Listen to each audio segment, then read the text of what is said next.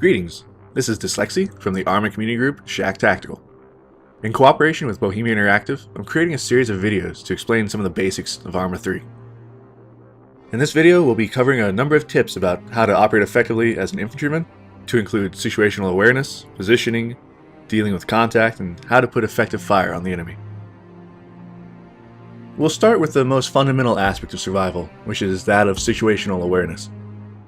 This simply means staying aware of your surroundings, knowing how to scan for threats, and maintaining a high level of awareness all around you, even when things are becoming chaotic. One feature of the Arma series that sets itself apart from others is the ability to look around independent of where you're aiming. This can be controlled in two basic ways. The first is by holding your Alt key, which enables this free look mode, and the second method is using a head tracking device like the Track IR to allow you to look around while still retaining aiming control. Whatever method you use, try to keep your head on a swivel.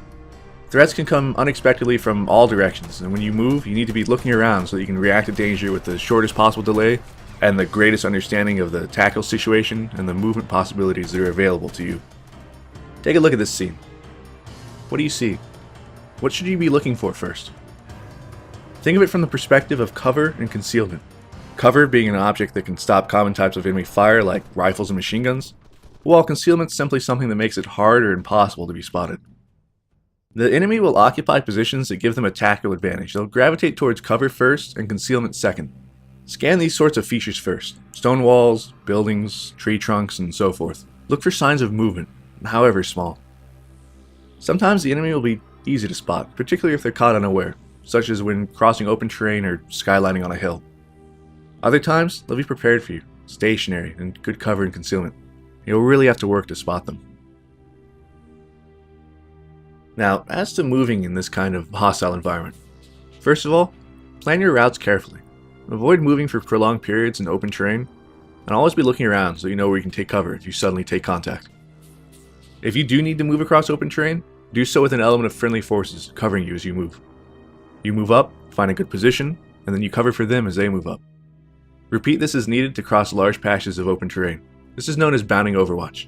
Think of it like walking carefully on a slippery surface where you always want to keep one foot on the ground to preserve your balance. In this case, that's one element of soldiers covering while the other element or elements move. It helps to prevent you from figuratively busting your face from haste.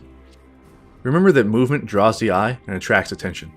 Moving slowly or taking a lower posture can help to make you harder to spot. Be aware of the environment you're moving in to ensure you don't accidentally skyline yourself or place yourself into a highly contrasting situation. When there's no cover or concealment to be found, get low. At the very least, you'll be a harder target to hit.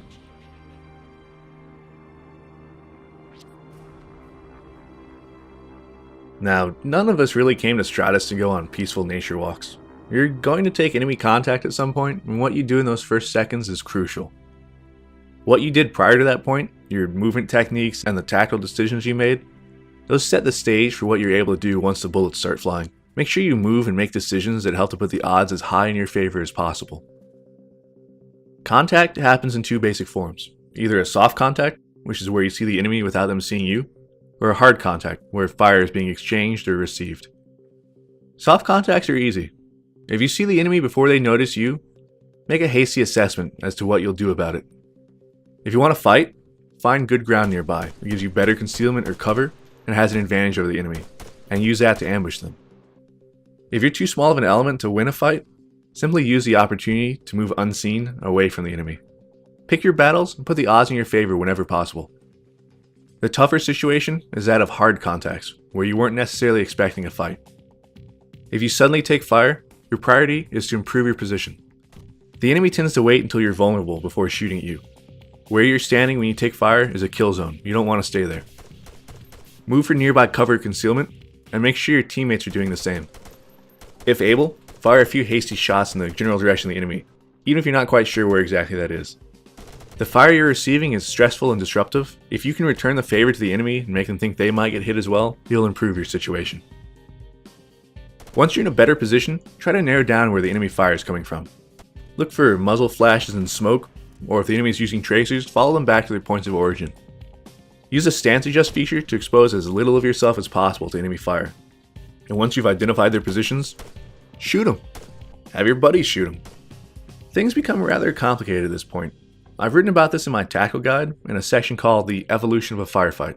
I'd recommend reading that if you want more detail. The short version is that when the fighting starts, return fire as you move, find better cover, and once you're settled, begin refining your knowledge of the enemy's situation and engage them as best as possible while you or your team leaders determine the next course of action.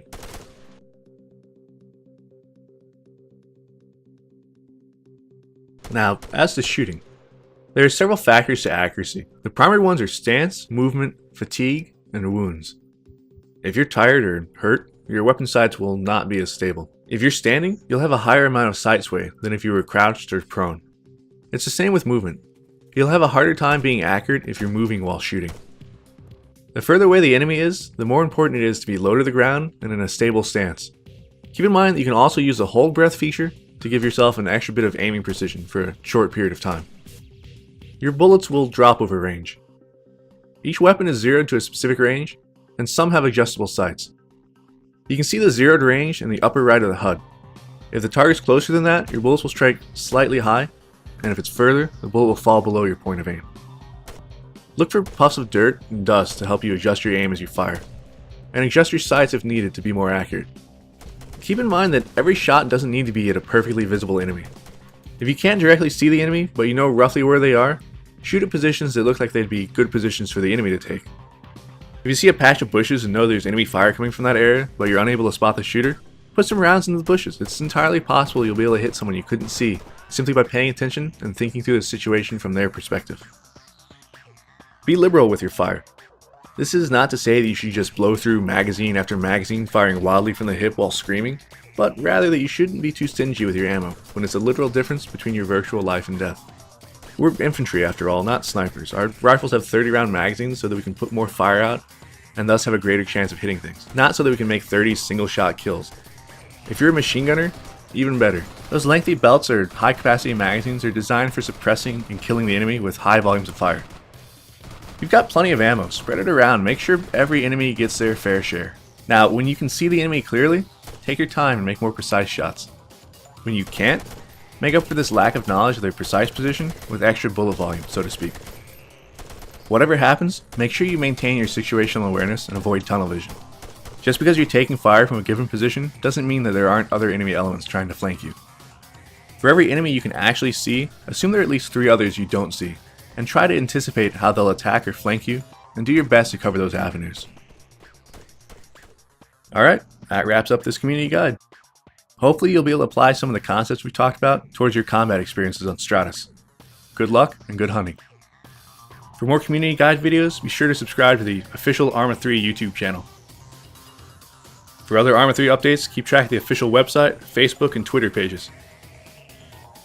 If you'd like more in-depth tutorial and large-scale multiplayer gameplay of Arma 3 and the previous Arma games, I'd also recommend you check out my personal channel here. This is Dyslexy, and I'll see you on Stratus.